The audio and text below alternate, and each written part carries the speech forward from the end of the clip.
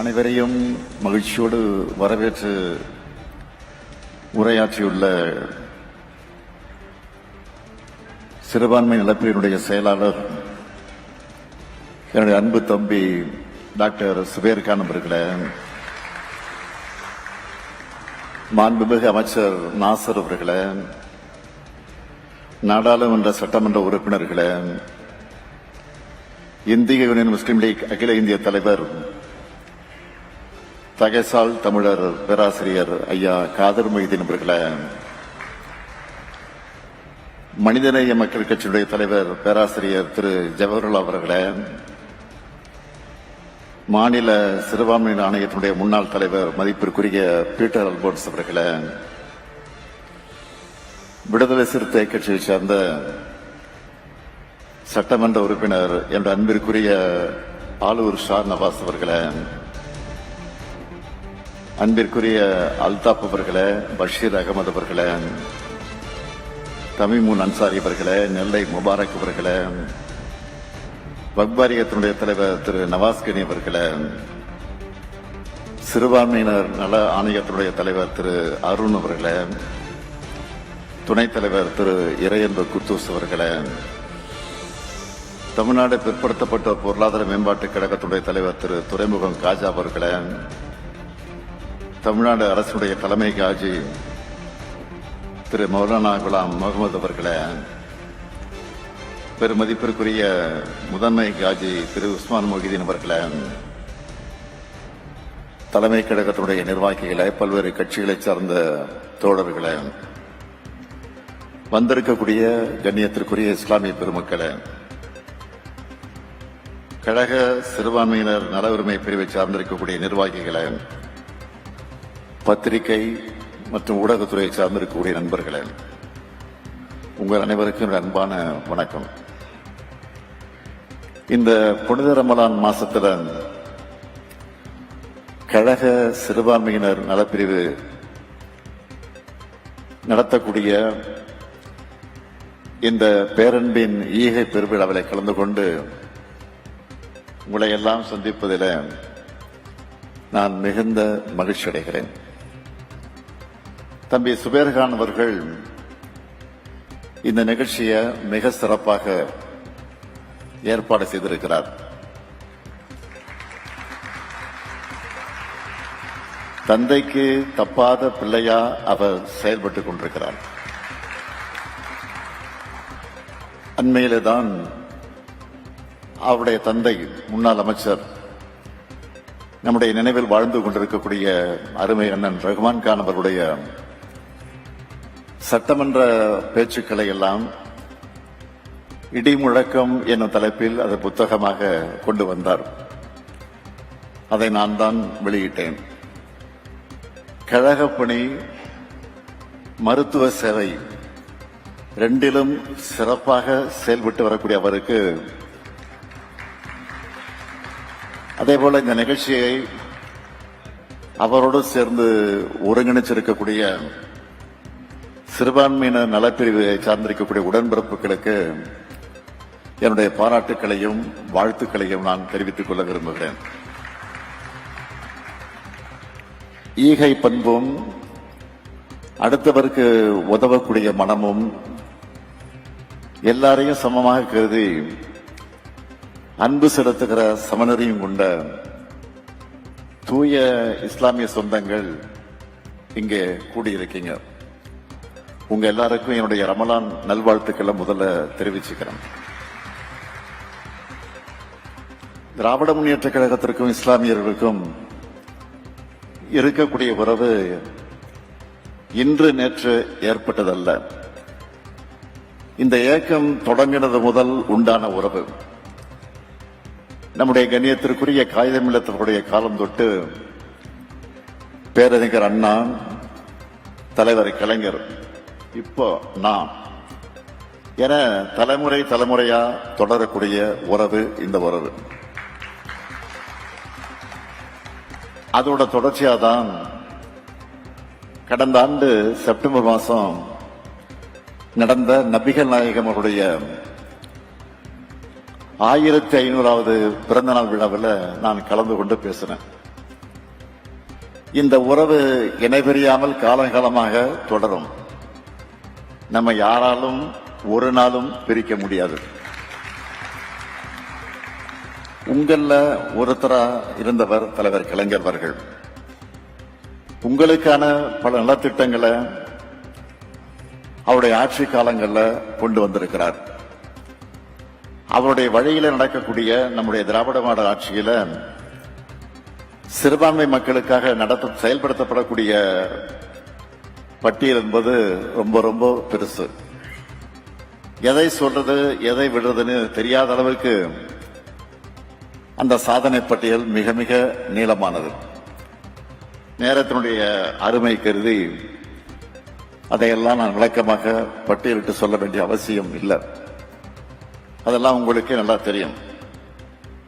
கடந்த ஜனவரி மாதம் 28ஆம் நாள் கும்பகோணத்தில் நடைபெற்ற மஹல்லா ஜமாத் மாநில மாநாட்டில் நான் கலந்து கொள்ளக்கூடிய வாய்ப்பை பெற்றேன்.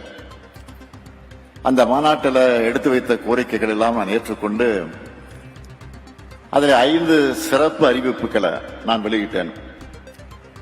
எதற்காக சொல்றேன் என்றால், உங்களுக்கு எப்போதெல்லாம் என்ன தேவைப்பட்டாலும் அதனை அறிவித்து செயல்படுத்துவதுதான் திராவிட முன்னேற்ற கழகத்தினுடைய ஆட்சி. நம்ம திராவிட மாடல் அரசோட மிகப்பெரிய பலமே பெண்கள் தான். மகளிர் நலனை முன் வச்சுதான் ஏராளமான நலத்திட்டங்களை நாம் செயல்படுத்திக்கிட்டு இருக்கிறோம். அந்த ஜமாத் மாநாட்டில் நான் பேசும்போது முஸ்லீம் பெண்கள் தான் அதிகமாக கைத்தட்டி அதை வரவேற்றாங்க. பெண்கள் நம்ம கூட இருக்கும்போது நம்ம யாராலும் வீழ்த்தவே முடியாது. அதிலும் இஸ்லாமிய சகோதரி நம்ம கூட இருக்கும்போது நம்முடைய பலம் இன்னும் பல மடங்கு பெருகிடும். எல்லாரும் சொன்னாங்க, தேர்தல் அறிவிப்பு வந்திருக்கு. இந்த மேடையை பாருங்க. இஸ்லாமிய மக்களுக்கான அனைத்து அமைப்புகளுக்கும் ஒன்னா ஒற்றுமையாக கூடி பேரன்பின் ஈக திருவிழாவை கொண்டாடிட்டு இருக்கிறோம். அனைத்து சிறுபான்மை இயக்கங்களும் ஒரே மேடையில சேர்ந்திருக்கிறாங்க. இதற்கு முன்னால் இது போன்று இருந்ததா என்றால் இல்லவே இல்லை. இந்த ஒருங்கிணைப்பை ஏற்படுத்தியது திமுக. இந்த ஒற்றுமைதான் தமிழ்நாட்டுக்கும் அவசியம், ஏன் இந்திய நாட்டுக்கும் அவசியம். ஆனா அப்படியே இதற்கு நேர்மான நிலைமைதான் பாஜக ஆளக்கூடிய மாநிலங்கள்ல இருக்கிறது. அண்மையில் அசாம் மாநிலத்துடைய முதலமைச்சரை இஸ்லாமியர்களை பற்றி எப்படியெல்லாம் வெறுப்பை விதைச்சார்னு விளக்கமாக சொல்லி இந்த மேடையினுடைய மாண்பை நான் குறைக்க விரும்பல. முஸ்லிம்கள் மட்டுமல்ல, கிறிஸ்தவர்கள் கூட நிம்மதியாக கிறிஸ்துமஸ் கொண்டாட முடியல. குழந்தைகள், மாற்றுத்திறனாளிகள் கூட நின்று பார்க்காம தாக்குதலை நடத்துறாங்க. இப்படி நாடு முழுக்க நடக்கக்கூடிய சிறுபான்மை மக்களுக்கு எதிரான வன்முறை பற்றி இன்றைக்கு இருக்கக்கூடிய எதிர்க்கட்சி தலைவர் பழனிசாமி ஏதாவது கருத்து சொன்னாரா? இல்லை. திருவாரூர் பழனிசாமி அவர்கள் நாம் கேட்பதெல்லாம் அதிமுக என்ற கட்சியோடு சேர்த்து உங்க மனசாட்சியையும் பாஜக கிட்ட அடக்கி வச்சிட்டீங்களா? அதுதான் வேதனையா இருக்கு. சிறுபான்மையின் மீதான வெறுப்பை, அது நெருப்பை தூண்டி விட்டு அதுல குளிர்காயக்கூடிய பாஜக கூட கூட்டணி வச்சிருக்க நீங்க எப்படி அவங்களோட உரிமையும் பாதுகாப்பையும் நிலைநாட்டுவீங்க?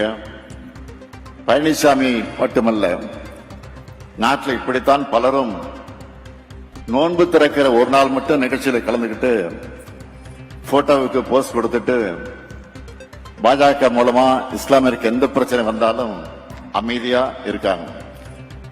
இஸ்லாமியர்களுக்கு இன்னல் ஏற்படும் போது ஓடி ஒளிஞ்சிக்கிறவங்க ஒன்றை புரிஞ்சுக்கணும்.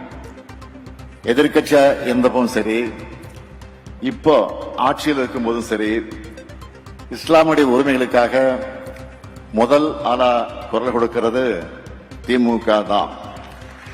தொடர்ந்து களத்தில் இறங்கி போராடுறோம். சட்டமன்றத்திலிருந்து தீர்மானத்தை நிறைவேற்றுறோம். ஏன் நீதிமன்ற படியேறி வழக்கு தொடுக்கிறோம்.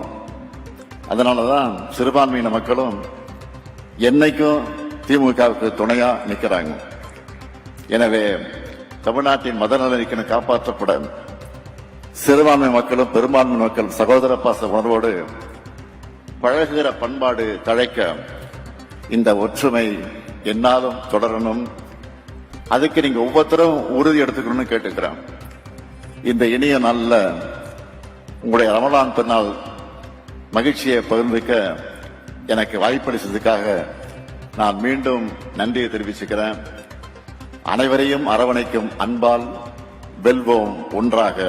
நன்றி, வணக்கம்.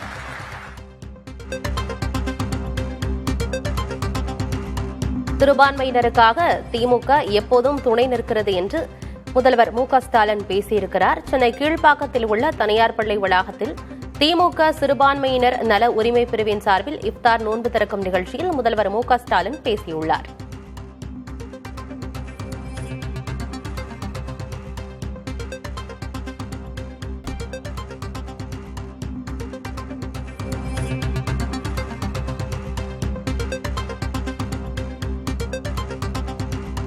சிறுபான்மையினருக்காக முதலில் குரல் கொடுப்பது திமுக தான் என்று முதல்வர் மு.க.ஸ்டாலின் குறிப்பிட்டிருக்கிறார்.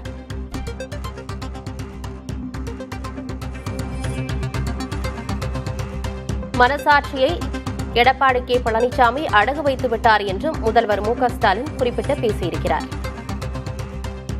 சிறுபான்மையினருக்கு எதிராக நாடு முழுவதும் வன்முறைகள் நடக்கின்றன என்றும் முதல்வர் மு.க.ஸ்டாலின் குறிப்பிட்டிருக்கிறார். மனசாட்சியை அடகு வைத்துவிட்டார் எடப்பாடி கே. பழனிசாமி என்று முதல்வர் மு.க.ஸ்டாலின் குறிப்பிட்டிருக்கிறார்.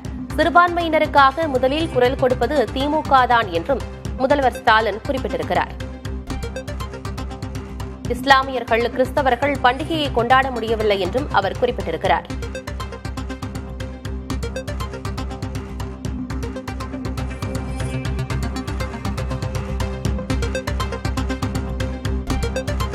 சென்னை கீழ்ப்பாக்கத்தில் இஃப்தார் நோன்பு திறக்கும் நிகழ்ச்சியில் முதல்வர் மு.க.ஸ்டாலின் பங்கேற்று உரையாற்றியிருக்கிறார்.